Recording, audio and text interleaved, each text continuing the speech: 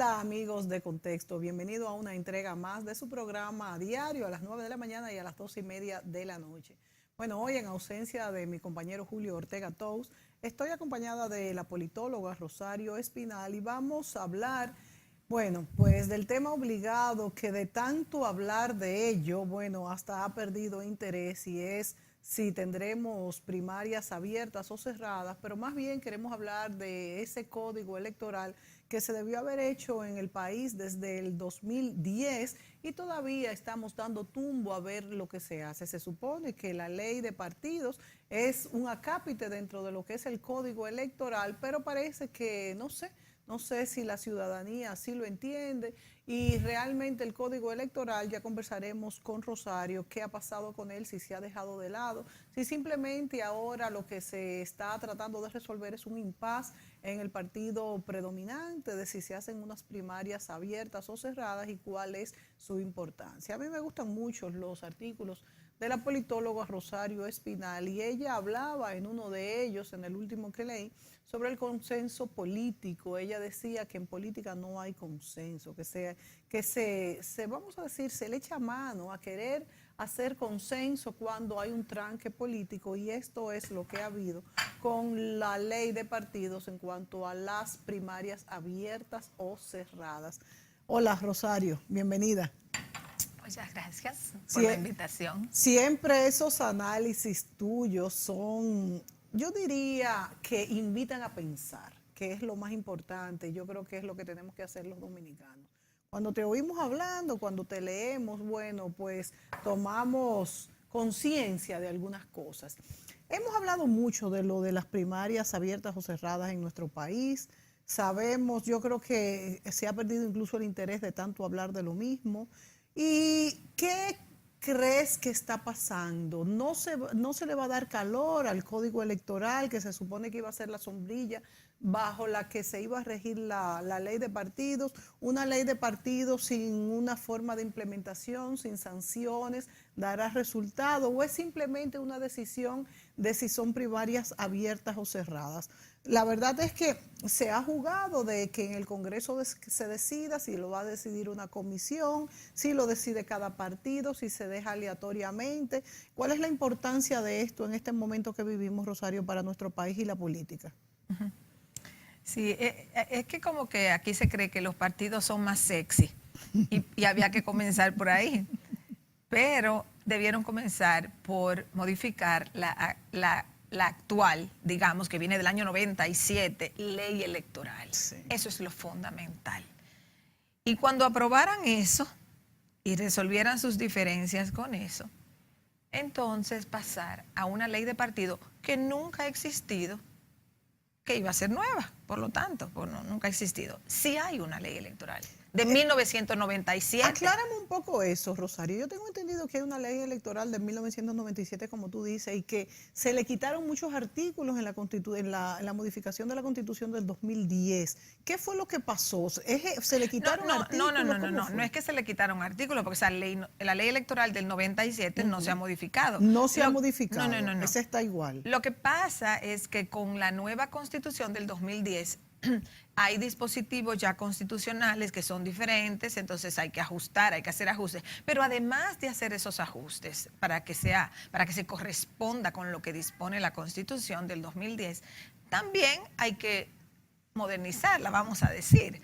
Hay que evaluar lo que ha funcionado, lo que no ha funcionado. Entonces, lo que había que hacer primero era reformar, actualizar, como se quiera llamar, la ley electoral.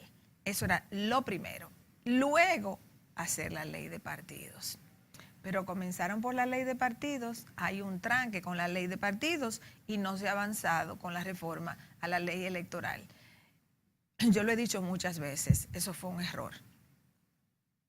Y cada vez que el tranque se prolonga, como ahora se acaba de prolongar, porque se esperaba que ya iban a resolver todas las diferencias, supuestamente en la comisión de las dos cámaras, y ahora se pospone nuevamente, dándole más tiempo a una comisión para que haga recomendaciones. Entonces, con ese jueguito de prolongar y prolongar la aprobación de la ley electoral, porque hay un problema.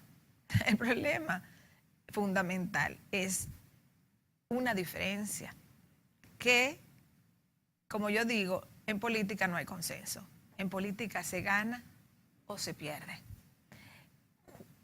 Quien pierde tiene la opción de perder de mala manera y ser totalmente derrotado, o le busca la vuelta para tratar de acomodar las cosas. Quien gana tiene la posibilidad de decir yo gané y aplasto a todo el mundo, o puede decir yo gané pero yo me voy a acomodar a lo que quieren otros, un poco, pero siempre quien gana va a llevar la voz cantante. El problema está en que nadie ha ganado, porque nadie ha tenido los números suficientes en el Congreso para decir, este va a ser el tipo de primarias. Y uno dirá, pero es un disparate. O sea, la ciudadanía puede decir, ¿y qué es esto? ¿Por qué? Que si primarias abiertas, que si primarias cerradas. Es importante esto realmente para el país después de que, bueno, sabemos que por qué se está discutiendo esto. Es simplemente porque para elegir el candidato presidencial de los partidos no están de acuerdo los mismos candidatos en cómo será el proceso. Pero independientemente de esto, no va más allá la importancia para el país, en el funcionamiento del país de esta lo más decisión. Importante, y eso lo puede contemplar la ley electoral, ni siquiera tiene que ser necesariamente la ley del partido, pero está bien que la pongan en la ley del partido, pero lo más importante es el financiamiento. Pero no oímos un debate sobre eso, porque en el financiamiento están todos los partidos de acuerdo, poca regulación. Poca regulación. Y sin embargo, muchas veces dicen que hay que regularlo, pero de la boca para no toman afuera. Ninguna acción contra esto. Exacto, y los partidos no quieren, porque regular el financiamiento significaría que los partidos den a conocer a la instancia, por ejemplo, a la Junta Central Electoral, y esté disponible al público por la ley de libre acceso a la información, su lista de donantes privados. Fulano de tal, cédula tal, dio tanto. Fulana de tal, cédula tal, dio tanto. Entonces, ni los donantes quieren eso, ni los partidos tampoco. Ni los partidos quieren eso. O sea, de ningún lado quieren eso. Entonces, la ley electoral y la ley de partidos va a ser muy suave en la regulación del financiamiento. Aquí se toman los partidos políticos, Rosario, como instituciones de interés público, o a veces se toman como instituciones de interés privada, porque si realmente fuera así, no hubiera problema en transparentar quiénes pues son los sponsors, los donantes de ese partido. Entonces, mira, en la vieja concepción constitucional se consideraban organizaciones, digamos, privadas.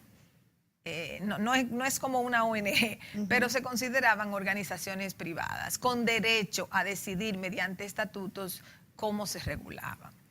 La nueva constitución presenta a los partidos como una especie de instituciones públicas, pero no instituciones públicas como un ministerio, sino con características de organizaciones públicas en términos de su transparencia y sus procesos de selección de candidatos y demás, porque se asume que los partidos son los que ganan, que los partidos son los que llegan a gobernar. Porque a mí lo que me parece peligroso de esto es porque definitivamente son instituciones privadas, pero son públicas en el sentido de que llegan a manejar lo público. Claro, y entonces no puede tener una bancada de inversionistas, y además, porque el inversionista quiere su provecho. Además de que reciben un fuerte financiamiento del Estado. Entonces, en tanto reciben financiamiento del Estado, tienen que dar cuentas.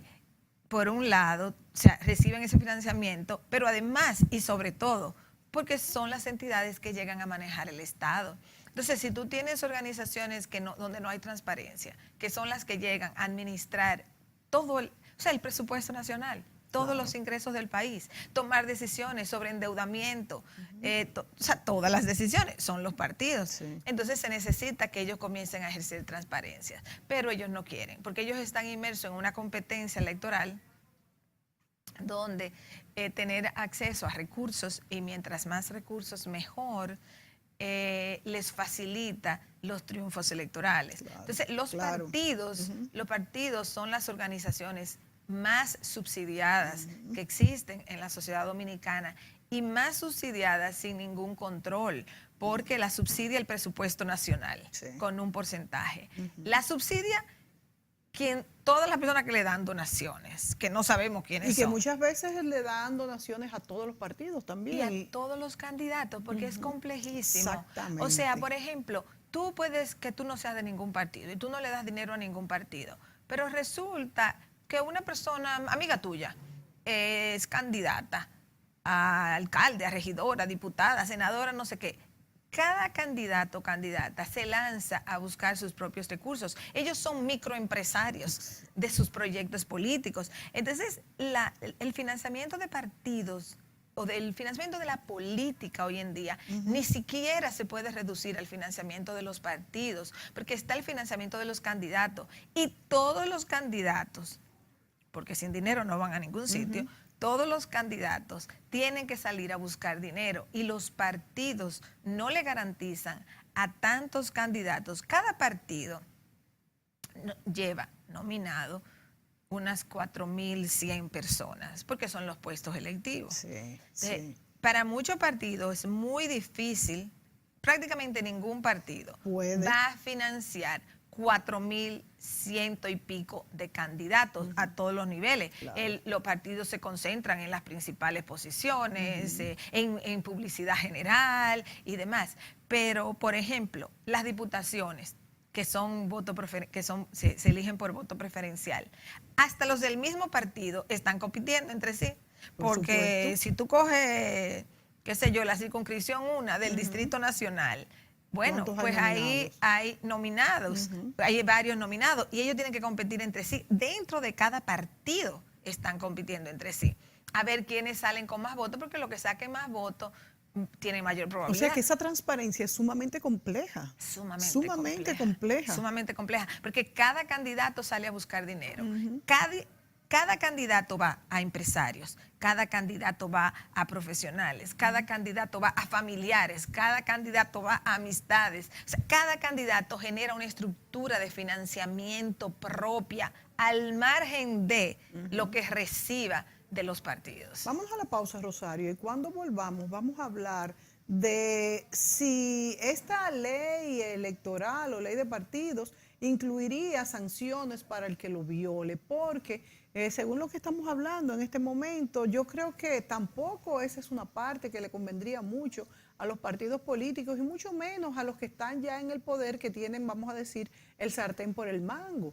¿Se incluirán sanciones para que a los que hagan violaciones de esta ley pues tengan, se llamen a capítulo? Vamos a ver esto, volvemos.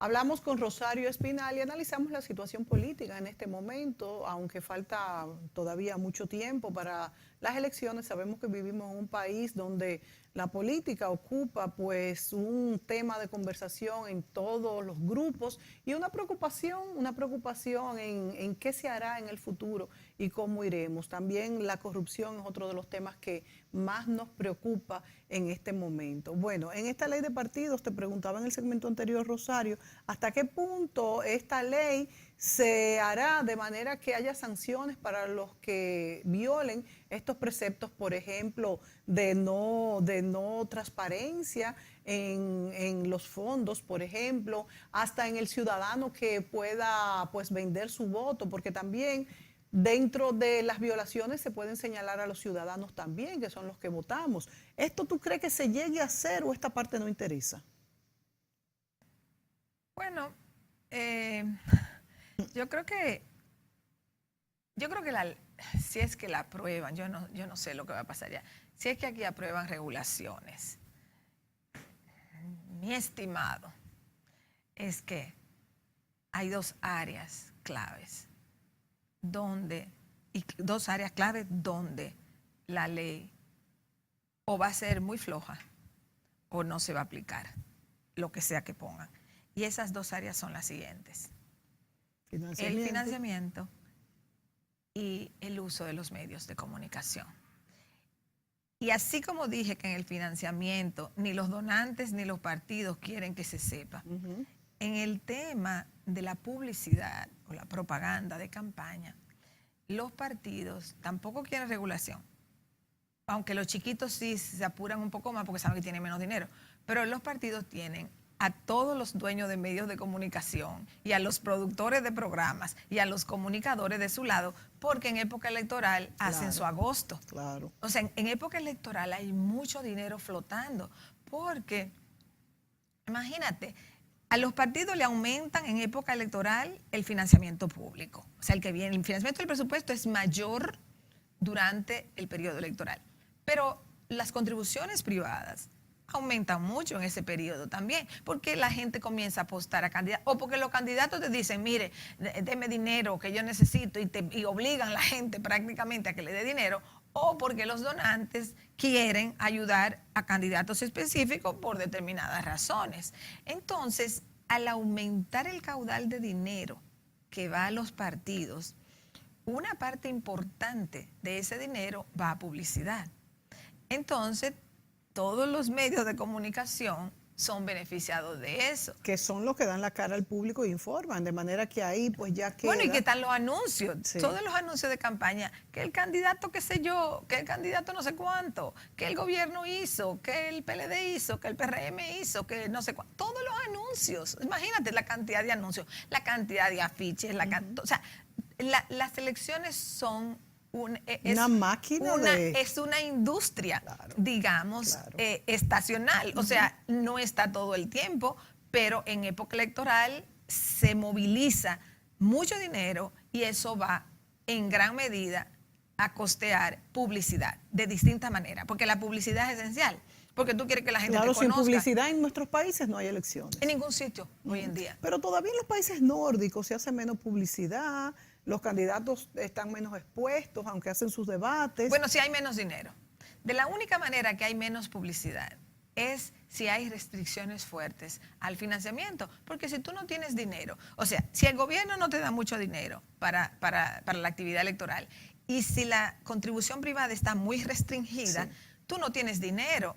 Entonces no hay muchas personas que estén dispuestas a utilizar todos sus recursos personales, claro, para invertirlo en la política. En algo que ni siquiera se sabe, ¿verdad? Que no se sabe lo que va a pasar. Entonces, realmente, en los países donde hay menos, es porque hay menos dinero. Ahora bien, Rosario, se supone que en una contienda electoral no se deberían de utilizar recursos propios, porque se supone que no es algo que tú vas a un puesto público para sacar el dinero que invertiste. O sea que el solo hecho de hacerlo es un mal inicio. No, lo que yo te decía es que en el supuesto caso de que hubiesen limitaciones, claro, de financiamiento público, de financiamiento privado, la única opción que tendría un candidato es autofinanciarse, claro, lo cual también es un problema, porque si hay transparencia debería decir, bueno, yo recibí tanto de otras personas y del Estado o de mi partido, pero yo puse tanto.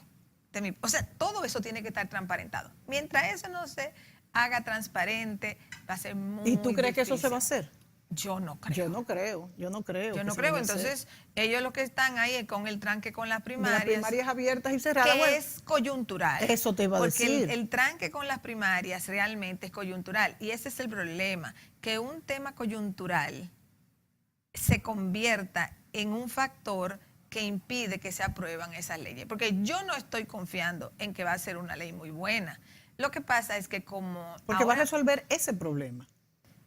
¿Lo otro lo va a resolver? Yo no creo que van a resolver muy bien el problema del financiamiento, ni creo que van a resolver muy bien el asunto de la campaña. Y cuando la aprueben, si es que la aprueban, la ley electoral y la ley de partidos, ahí van a surgir entonces todas las críticas de que no, aquí no hay igualdad, porque no se reguló bien el financiamiento, porque no se reguló la propaganda, y todo el mundo va a llorar y a criticar con relación a eso. Pero es que no hay intención de que se haga eso. Ahora bien, Rosario, toda esta discusión, bueno, la modificación de la ley la tenemos planteada hace más de 10 años, eso lo sabemos. Pero esta discusión específica que se ha suscitado ha sido por la discusión principalmente en el PLD, de si tenemos primarias abiertas o cerradas. Si no hubiera habido esta discusión, no hubiera habido esta premura en la ley de partidos. Si no se toma una No decisión, hubiera habido el tranque. Ajá, el tranque. No hubiera habido el tranque tan fuerte. Sí. Y hubiera seguido todo así, esperando que se haga esta modificación que tiene tanto en carpeta. Ahora bien, si ya que ha habido este tranque, si no se toma una decisión, ¿qué pasará? ¿Se pueden hacer las primarias abiertas o cerradas? ¿Se puede hacer un acuerdo interno en el partido? Si no hay ley, Sí, tú dices. si no hay ley. Bueno, si no hay ley, cada partido va a ir a sus estatutos. Lo que pasa es que como hay el tranque entre los dos principales del PLD, pues en este momento... Cada partido va a ir a los estatutos y va a ver qué es lo que dicen sus estatutos. Y es como se ha hecho hasta ahora. Como se ha hecho hasta ahora. Hasta ahora. Ahora bien, no es el fin del mundo, déjame decir. No, por eso. Es que no es el fin habíamos del funcionado mundo. así siempre. Lo que sucede es que en el sistema actual, los partidos han ido acomodando sus mecanismos de selección de candidaturas a las circunstancias. Hoy en día hay mucha gente interesada en acceder a la política. Ese es un punto. Hoy en día hay un segmento en cada partido que no se quiere ir y que tiene las mejores posiciones y que quiere las mejores posiciones. Sí. Todos los diputados se quisieran reelegir. O sea que ahora es más necesaria esa ley de partido que antes. Lo ponte a pensar. Todos los diputados se quisieran reelegir, o la mayoría, la inmensa mayoría. La inmensa mayoría de los senadores se quisiera reelegir. La inmensa mayoría de los alcaldes se quisiera repostular, claro. Vamos a decir. La inmensa mayoría de los regidores se quisiera postular. Los presidentes siempre se quieren repostular. Entonces, si todos los que están quieren repostularse y mucha gente que está fuera quiere entrar, eso es un serio problema. Matemáticamente hablando, punto 1. Punto 2. El sistema partidario dominicano, digamos, a partir del 2004, ha devenido prácticamente en un sistema, si no unipartidista, por lo menos de un partido hegemónico. Es decir, quien va en la candidatura del PLD ha tenido una altísima probabilidad de ser electo comparado con si tú vas en la candidatura de otro partido. Y la foto aparece repetidamente en la boleta en varias casillas. Entonces, ¿cuál es el punto? Que para un partido, en este caso como el PLD, que ha tenido alta probabilidad de ganar, las demandas para nueva gente entrar es grande. Y las demandas para los que están quedarse, porque con el pacto que hicieron en el 2015 le aseguraron a todos su repostulación, así fue que se resolvió la cosa, porque le aseguraron la repostulación a los diputados, a los senadores, y ellos de una vez firmaron la reforma constitucional. Pero eso crea un tranque en los partidos, porque hay mucha gente aspirando que no es senador, que no es diputado o diputada, que no es alcalde, que no es regidor o regidora. Cantidad de gente quiere acceder. Por eso a esos es puestos. Que el proselitismo político se está haciendo más en las clases más bajas, porque son más económicos de tener del lado de ellos. Porque bueno, ese es otro aspecto. Ese es otro aspecto. Ese es el aspecto de dónde tú compras votantes, de dónde tú consigues votantes, quién tú quieres que te apoye. La clase media es más difícil, porque a la clase media tú no le puedes dar 500 pesos. A la clase media tú le tienes que dar servicios, tú le tienes que dar otras cosas. Pero lo que estaba tratando de enfatizar, porque la gente tiene que entender esto. La gente tiene que entender esto. Hay una lucha muy fuerte por acceder a las candidaturas. Y cuando todos los que están quieren repostularse, tú bloqueas la posibilidad de que otras personas accedan. Y la cuestión es aún más cerrada cuando la inmensa mayoría de las posiciones la va a ganar un partido. Claro. Porque si tú tienes dos partidos o tres partidos, tú, por ejemplo, dices, bueno, hay mucha probabilidad de que los que vayan en el partido segundo ganen, o algunos de los que van en el partido tercero, pero por lo menos en el partido segundo. Pero estamos en una situación en donde todos los PLDistas que están se quieren repostular y ellos están llevando la mayor cantidad de ganancias, porque ellos controlan el Congreso. controlan la mayoría de las alcaldías, la presidencia, o sea, ellos tienen la mayoría de las posiciones Ahora yo te electivas. pregunto, Rosario, y nos vamos a la pausa con esta pregunta. Esto ya vamos a decir que para fines electorales es mejor o peor. ¿Por qué? Porque a los que quieren acceder a nuevas posiciones no poder, bueno, pues se desilusionan y buscan otras oportunidades, por así decirlo. Pero también los que están ahí, pues tienen su gente que benefician. Hablando de manera electorera, o sea, simplemente de ganancia de votos, ¿qué le conviene más a un partido? Vámonos a la pausa y volvemos con este análisis.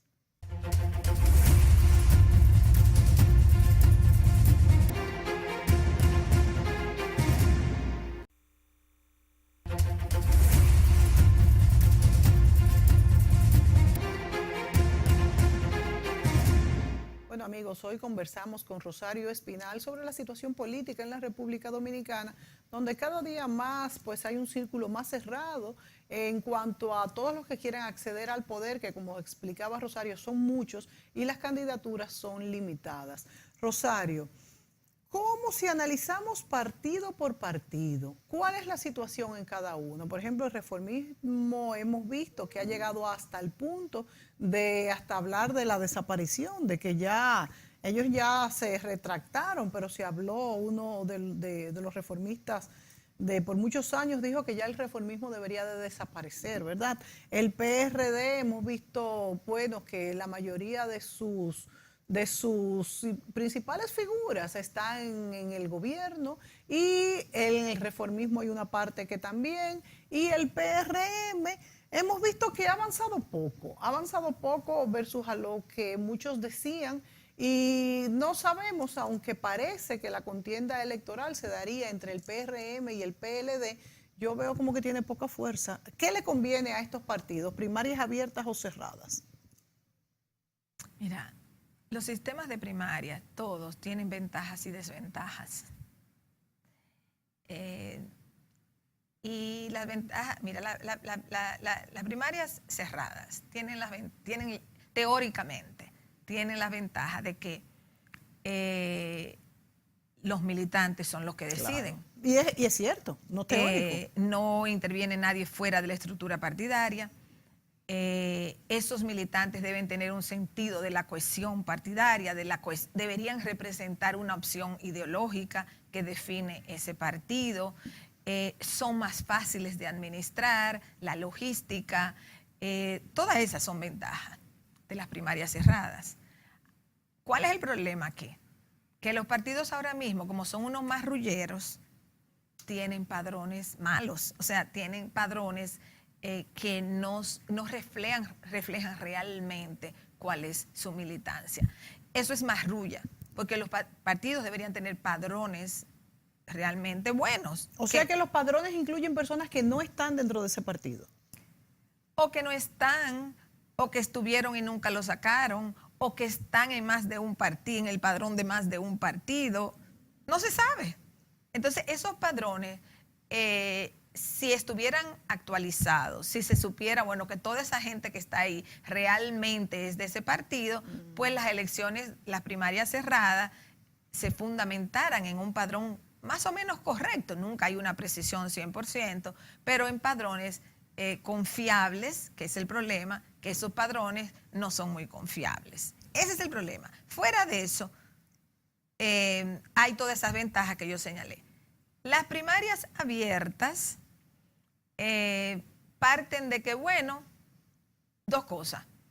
Los padrones no son buenos, los padrones internos. Y dos, que ya es un planteamiento más teórico, toda la ciudadanía debe tener derecho a decidir quiénes van a ser los candidatos, porque eso es más democrático. Pero eso es lo que argumentan. ¿Tú crees, Rosario, ya haciendo una, vamos a decir, una conclusión pues, un poco más filosófica, que dentro de un partido deben de tener injerencia toda la sociedad?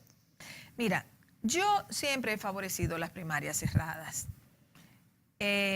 Y solo por el hecho de que los padrones están amañados, eso es lo único que a mí me para un poco. Pero yo siempre he defendido las primarias cerradas como mejor opción. Porque Por los que otro deben de lado, votar son los del partido. Por otro lado, suponer que las primarias abiertas van a convocar la sociedad en general a votar es falso. Realmente, la inmensa mayoría de la gente no va a salir de su casa. Pero no votan en las elecciones, el 100%. Que no van a ir a votar. Entonces, la idea de que si se hacen abiertas va a haber esa gran participación ciudadana es cuestionable. Y entonces ahí puede haber un manejo. Porque Bueno, ahí puede haber un manejo en el sentido de que tú dices, bueno, estas son personas que ni siquiera están en el padrón de ese partido, lo que sea, pero yo las voy a conducir. Claro, tú no puedes conducir 1 millón de personas, pues eso es demasiado costoso. Pero tú sí puedes conducir 50, 100,000 personas. O sea, cantidades manejables, tú la puedes hacer porque tú no puedes realmente influir pero peor en tanta entonces, gente. porque el que tiene más dinero, pues más lleva, peor. Sí, en ese sentido. Si la marrulla es la lógica. Claro, el entonces problema, es mejor. el problema está, y yo lo planteaba en el artículo, quizás que tú te referiste, no me acuerdo en cuál, en un artículo reciente mío. Yo decía, el problema es la marrulla. No importa cómo sean las primarias, Exactamente, si van hay a hacer una marrulla. marrullería. Eso Claro. es lo que van a hacer, Sí. una marrullería. Y otra cosa, que se dice que son simultáneas, pero simultáneas es para que el que vote por uno no vote por otro, ¿verdad? Y entonces si se le paga a la gente para que vote, va a votar por el que... Son simultáneas. Esa es otra cosa. O sea, ¿cuál es el objetivo de la simultaneidad? Supuestamente que una gente no vote en dos Exacto. partidos. Bueno, eso supone entonces que las primarias van a ser en cierta medida Una abiertas. electoral. Porque tú tienes, para tú saber que... no, que perdón, fulano- va a ser una que última. fulano votó. Por ejemplo, una persona votó en la primaria, primaria todos los partidos simultáneos. Una persona votó en la primaria del PLD. Se supone que esa persona no va a votar en la de en el los del otros PRM. partidos. Ok.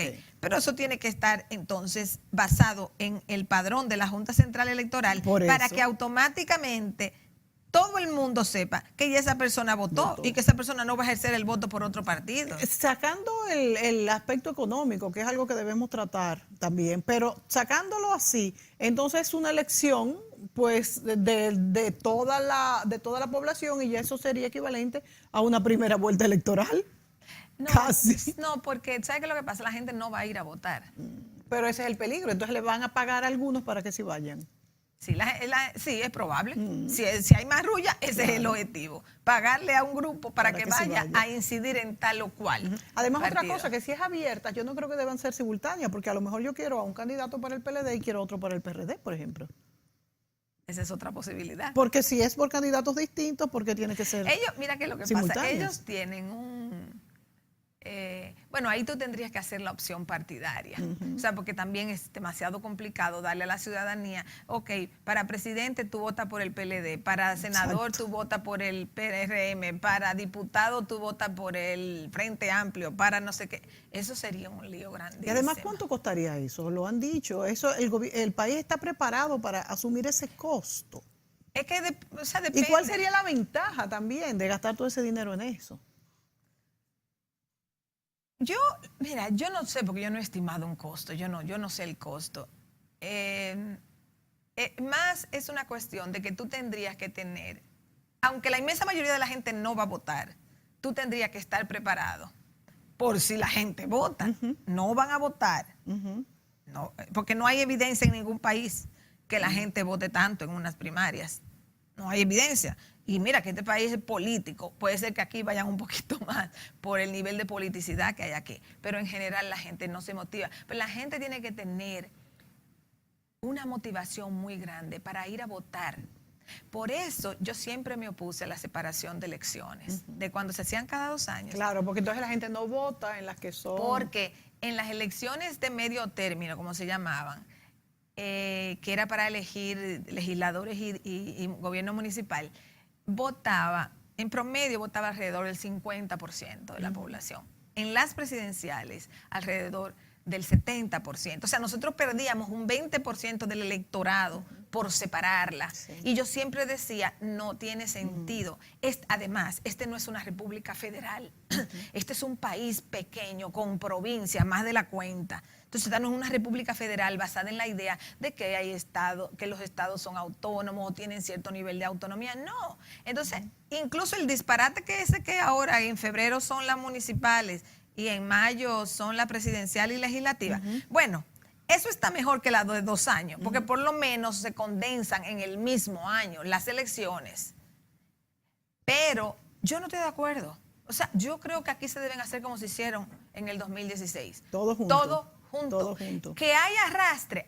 Mira, aquí hay arrastre, no importa lo que tú hagas. Cuando se separaron en 2 años, supuestamente era para evitar el arrastre. Sin embargo, excepto en el 98, el partido que tenía control del Ejecutivo ganó en la legislativa y en las municipales. Exacto, porque yo lo que veo de hacerla a medio tiempo es eso, de que si el partido de gobierno lo hace mal, el del presidencial, se le puede dar un voto de castigo, pero generalmente no pasaba. Vámonos a la pausa, Rosario, volvemos.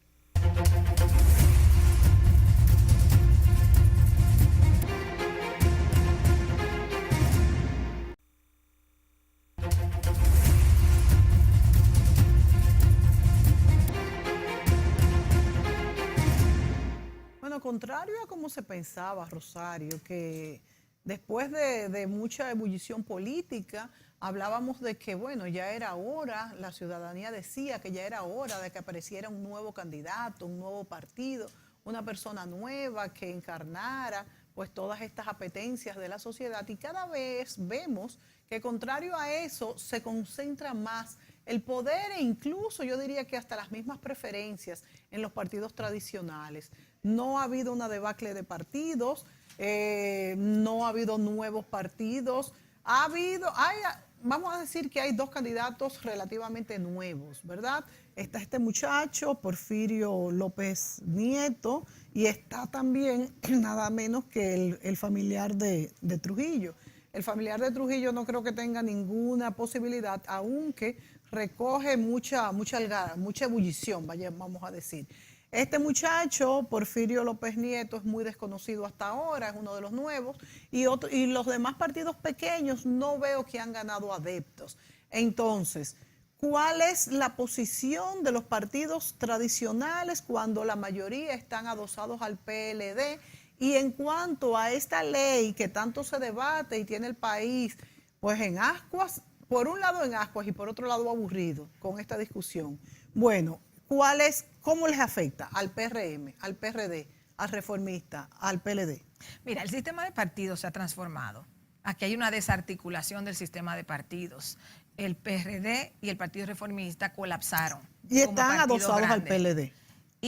Exacto, está el reformista desde que murió Balaguer, sí, lo que anda buscando es espacio, cuotas de poder dentro del Estado. Con quien la consigue, por ahí se va. Y como no lo consiguen total, facciones del Partido Reformista se han ido integrando o al PLD o cambian o al PRM en el caso de las últimas elecciones. O sea que el Partido Reformista y el PRD colapsaron electoralmente. Queda el PLD y surge el PRM. Surge el PRM para canalizar una masa importante de los votantes del PRD. Es un partido que todavía está en proceso, vamos a ver qué le sucede, pero su fuerza viene de que una parte importante del liderazgo del PRD se alojó ahí y que ellos captaron una masa importante, no la totalidad, pero un segmento importante del votante PRDista. Mientras el PLD no se desarticule, el sistema de partidos no va a colapsar.